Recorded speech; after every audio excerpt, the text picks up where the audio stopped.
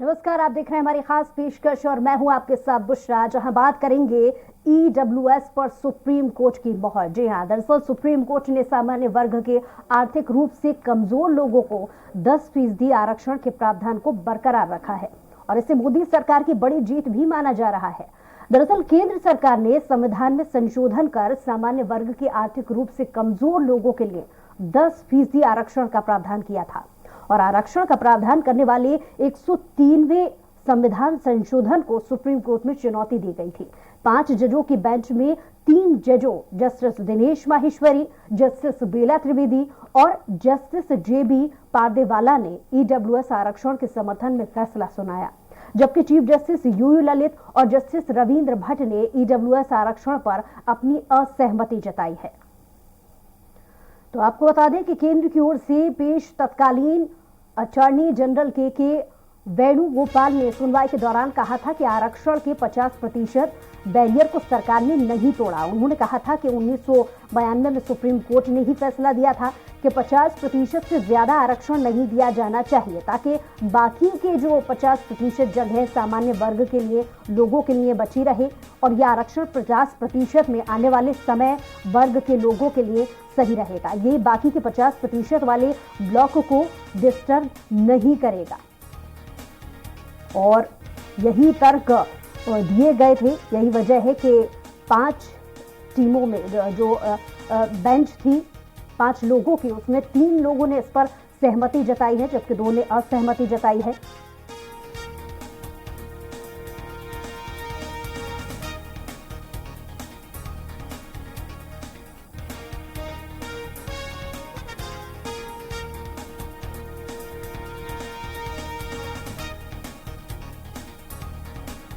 तो आरक्षण पर सुप्रीम कोर्ट की मोहर लग गई है। हालांकि मोदी सरकार के लिए ये एक बड़ी उपलब्धि माना जा सकता है, क्योंकि मोदी सरकार के समय में ही आरक्षण की ये जो नीति है इस पर लागू किया गया था, लेकिन इस पर तमाम सवाल उठाए गए थे। एक याचिका लगाई गई थी सुप्रीम कोर्ट में, जिसके बाद एक बार फिर से फैसला सुनाया गया और ये जो फैसला है इसमें कहा गया है कि आरक्षण की जो नीति है वो यथावत रहेगी। और इस पर ज्यादा चर्चा करने के लिए हमारे साथ हमारे खास मेहमान आज के इस कार्यक्रम में जुड़े हुए हैं। पूर्व जस्टिस अनय गोयल जी हमारे साथ रिटायर्ड जस्टिस हाई कोर्ट से जुड़े हुए हैं। साथ ही के.एस. तोमर जी अध्यक्ष सपाक्स से हैं। अतुल पाठक जी डिप्टी एडिटर हमारे साथ मौजूद हैं। तीनों मेहमान हमारे साथ में मौजूद हैं और सबसे पहले मैं जस्टिस अभय जी के पास आऊंगी और ये जानना चाहूंगी कि आज जो सुनवाई हुई है उसमें 5 लोगों की जो टीम थी बेंच में, 3 ने इसमें सहमति जताई है और 2 ने नहीं। जो पूरी प्रक्रिया रही इस सुनवाई की, इसको लेकर इसके विस्तार से आपसे समझना चाहेंगे। जी थैंक यू मैडम। आज बहुत अच्छा जजमेंट सुप्रीम कोर्ट का आया है। सुप्रीम कोर्ट ने सरकार के उस संविधान संशोधन विधेयक पर मोहर लगाई है जिसमें 2019 में सरकार ने 10% का आरक्षण समाज के सामान्य पिछड़े वर्ग के, आर्थिक रूप से पिछड़े वर्ग के लोगों को दिया था। उसकी वैलिडिटी चैलेंज हुई सुप्रीम कोर्ट में। 5 जजेस की बेंच ने, कॉन्स्टिट्यूशन बेंच ने उस पर अपनी बहस सुनी और काफ़ी इसके बाद आज जो फैसला आया उसमें से 3 जजेस इस संविधान संशोधन के फेवर में नजर आए और 2 जजेस ने डिसेंटिंग जजमेंट दिया। ये जजमेंट बहुत स्वागत योग्य जजमेंट है, क्योंकि इस जजमेंट ने सामान्य वर्ग के, उन पिछड़े वर्ग के लोगों को भी 10% आरक्षण, ज़्यादातर नौकरियों में या पढ़ाई के जो बच्चों को पढ़ाई में मौका नहीं मिल पाता था, उन बच्चों को पढ़ाई में मौका मिलेगा और उनको आगे बढ़ने का मौका मिलेगा। मेरा ऐसा मानना है कि ये कॉन्स्टिट्यूशन में प्रोविज़न तो जब हमने संविधान बनाया 1950 में तभी आना चाहिए था, क्योंकि गांधी का विजन इस संविधान पर था, हमारे बापू का, गांधी जी का विजन इस संविधान पर था। और गांधी जी ने कहा था कि यदि संविधान सभा हमारे देश के गरीब लोगों का हित नहीं कर पाई, उनके आंसू नहीं पहुंच पाई, तो ये एक पेपर संविधान साबित होगा। अगर उस दृष्टि से देखें तो ये प्रोविज़न 1950 में ही आना चाहिए था कि देश के गरीब बच्चों को भी उनके समकक्ष रखते, समाज के आर्थिक पिछड़े वर्ग के लोगों को भी SC ST के बच्चों के समाज के रखते, ताकि वो भी बराबरी से चलते और बराबरी से जाकर के आज कुछ परिदृश्य और होता हमारे समाज का। इसलिए मैं मानता हूं कि ये फैसला स्वागत योग्य है और बहुत अच्छा सुप्रीम कोर्ट ने डिसीजन लिया और सरकार के उस फैसले पर मोहर लगाई है, ये भी बहुत स्वागत योग्य है। चलिए अभी जी लौट रही हूँ मैं आपके पास। हमारे साथ अध्यक्ष सपाक से KS तोमर जी भी जुड़े हुए हैं। KS तोमर जी, मेरा आपसे सीधा सवाल कि ये संविधान के खिलाफ नहीं है, सुप्रीम कोर्ट के 5 में से 3 जज EWS के पक्ष में है, क्या आपकी भी यही प्रतिक्रिया, इससे कितना इत्तेफाक आप रखते हैं?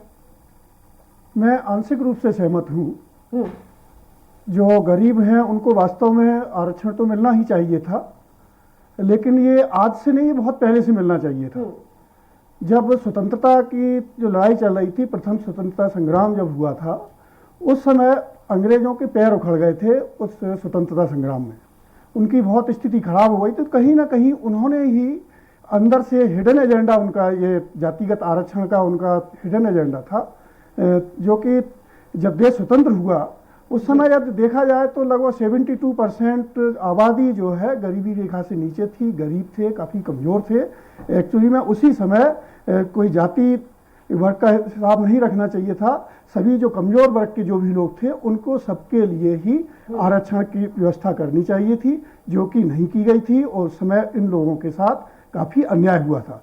दूसरी बात मैं ये निवेदन करना चाहूँगा कि आरक्षण की भी एक सीमा होना चाहिए। जो 50% आरक्षण है उसी के अंदर ये EWS का जो आरक्षण है ये भी उसी के अंदर रखा जाना चाहिए था। कहीं ना कहीं धीरे धीरे आरक्षण आज इतना बढ़ता जा रहा है, मध्य प्रदेश की ही बात करें तो लगभग 73% आरक्षण हो गया है। फिर हर एक कैटेगरी के अंदर भी आरक्षण अलग से है कि जैसे महिला वर्ग का है, हैंडीकैप्ड है, स्पोर्ट पर्सनल हैं, आर्मी पर्सनल है, इन सब के लिए भी फिर आरक्षण होता है।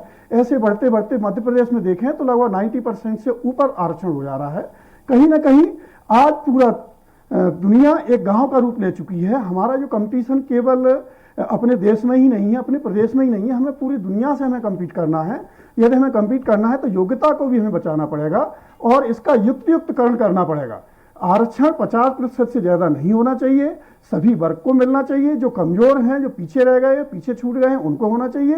प्लस जो क्रीमी लेयर में आ गए हैं, जो लोग ऊपर उठ गए हैं, जो बहुत बड़े लोग हैं, उनको आरक्षण नहीं मिलना चाहिए। या तो उनको आरक्षण जब मिलता है तो निश्चित ही कहीं ना कहीं वो जो कमज़ोर लोग हैं, जो सबसे आखिरी पायदान पर जो लोग खड़े हुए हैं, उन तक न्याय नहीं पहुंचता है, उन तक जो उसका फायदा होना चाहिए वह नहीं मिलता है। आज इतने वर्ष हो गए देश को स्वतंत्र हुए, लेकिन उसके बावजूद भी जो पीछे छूट गए थे उन तक हम आरक्षण का फायदा जो मिलना चाहिए था वह नहीं पहुंचा। निश्चित ही लौट रही हूं मैं आपके पास, माफ कीजिए मैं आपको रोकना चाहूंगी। हमारे साथ एक और खास मेहमान फोन लाइन पे जुड़ गए हैं, हीरालाल अलावा जी, राष्ट्रीय संयोजक हैं JS से। बहुत स्वागत आपका हीरालाल जी।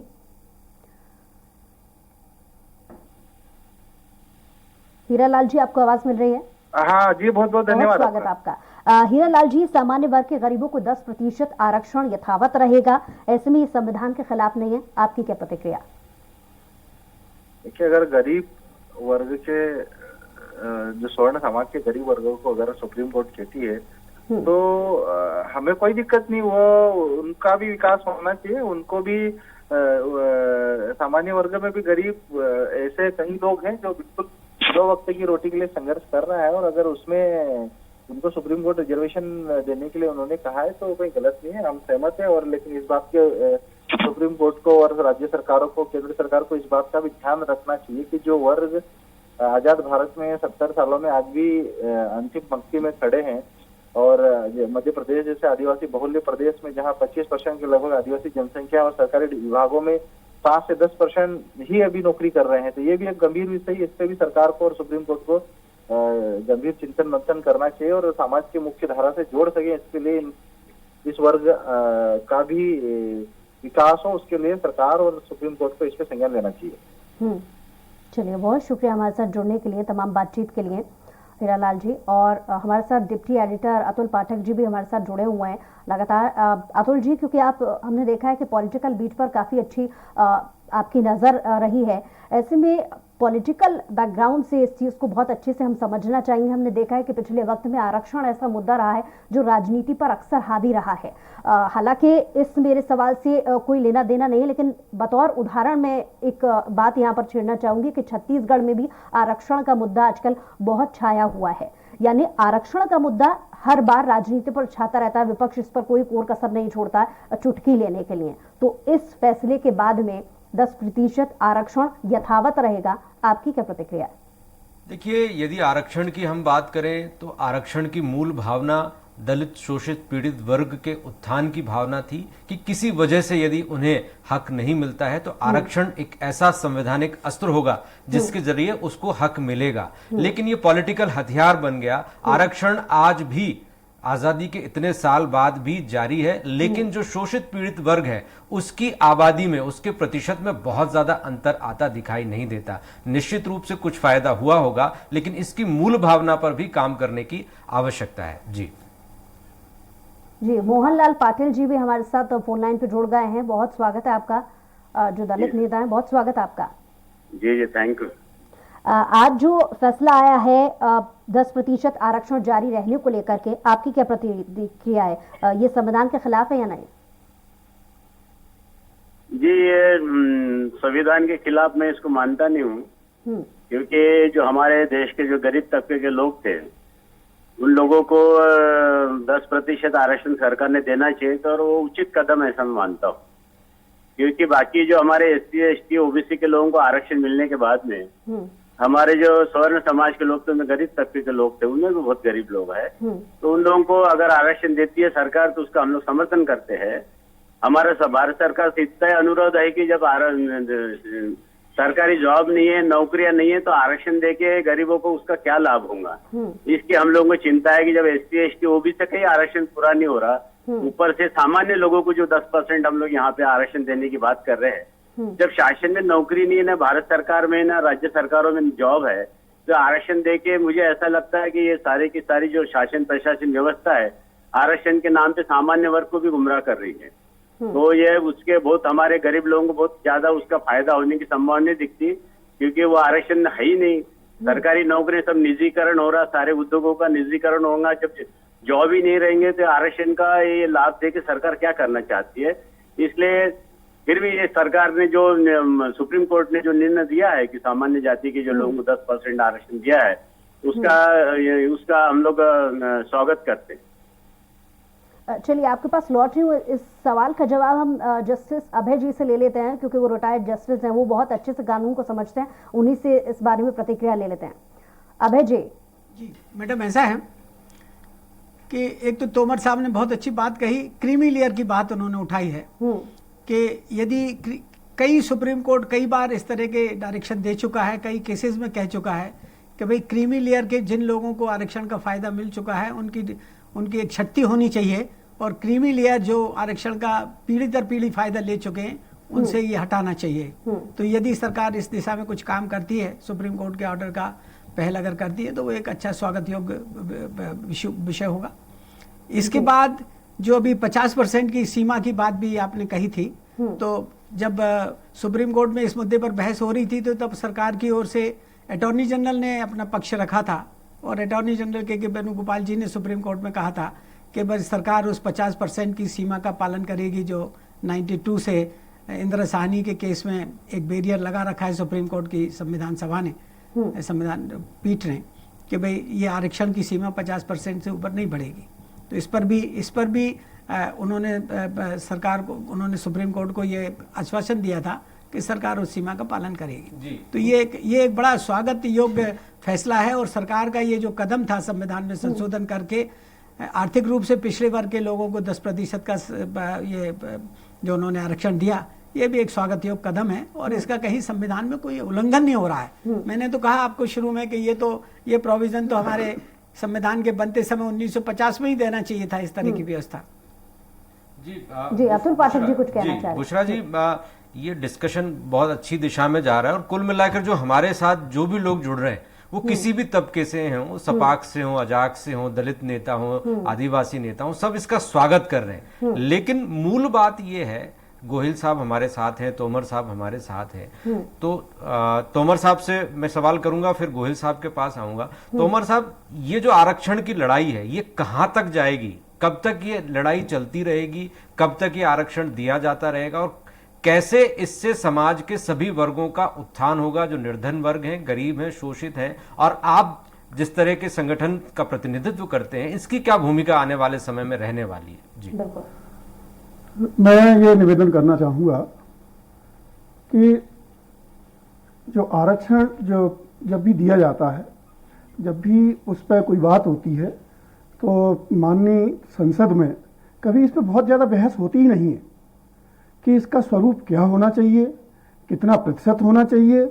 ये सब कभी नहीं देखा जाता है। एकदम जो दे दिया, मतलब टोटल वोट की राजनीति ही होती है, उसमें ये बिल्कुल नहीं देखा जाता है कि क्रीमी लेयर वाले को जैसे आप दे रहे हो उनको नहीं देना चाहिए। उस बात पे कभी कोई बहस नहीं होती, कभी कोई उस पर कुछ कहना नहीं चाहता। वास्तव में जो हमारे अनुसूचित जाति जनजाति वर्ग के जो भाई हैं, जो बहुत पीछे हैं, निश्चित ही इस बात का सबसे ज़्यादा नुकसान उन्होंने आज तक उठाया है और उन तक उसका जो फायदा होना चाहिए था वह नहीं पहुंचा है। दूसरा, मैं अनुरोध ये करना चाहूँगा कि कितना प्रतिशत होना चाहिए आरक्षण, इस पर भी एक बहुत खुली बहस होना चाहिए। आज आरक्षण जो दिया जा रहा है, यदि मध्य प्रदेश की बात करें तो यहाँ पे अनुसूचित जाति जनजाति वर्ग की संख्या यदि 36% है, तो हम पूरा का पूरा 36% आरक्षण दे रहे हैं। प्लस उसके बाद में मेरिट में 15-20% यानी वो चयन होके आ गए, तो उसके बाद आ गए। फिर उसके बाद में जब वो पदोन्नति पाते हैं, सामान्य के पद घेरते हैं, अनारक्षित के पद घेरते हैं, उसके बाद नीचे बैकलॉग जो क्रिएट होता है वह आरक्षित वर्ग का हो जाता है। तो ऐसे करके एक विसंगति पैदा हो रही है।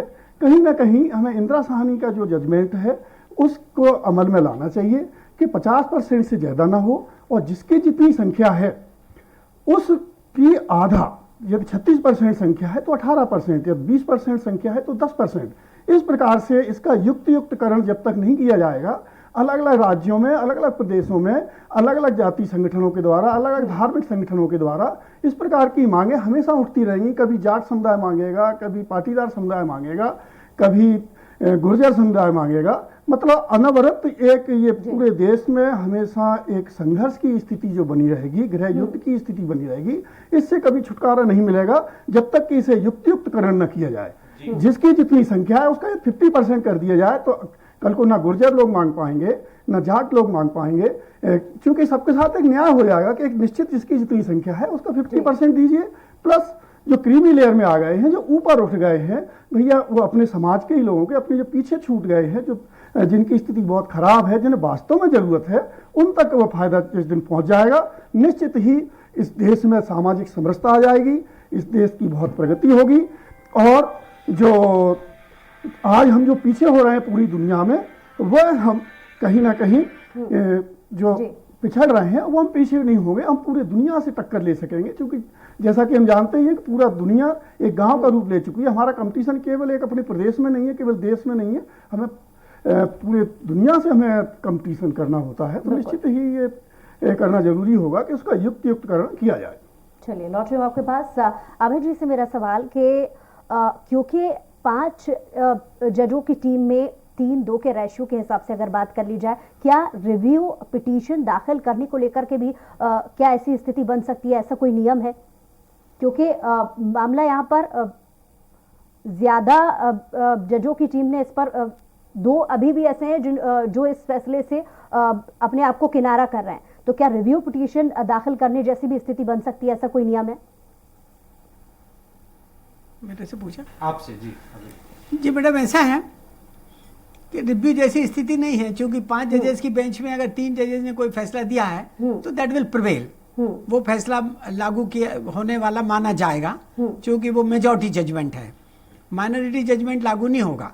इसलिए रिव्यू जैसी कोई स्थिति नहीं बनती। वो उनके विचार हैं, वो 2 जजेस ने जो असहमति व्यक्त की है इससे संविधान संशोधन से, उनने कहा कि नहीं, इससे जो भी रीजनिंग दी हो, चूंकि अभी लंबा फैसला तो पढ़ने को नहीं मिला है, आज सुबह खाली ये टीवी क्लिपिंग्स मिले हैं, किंतु इनसे ऐसा लगता है कि ये जो 3 जजेस का फैसला है, ये फैसला प्रिवेल होगा। जी, बहुत शुक्रिया आप सभी मेहमानों का हमारे साथ जुड़ने के लिए, तमाम प्रतिक्रिया देने के लिए।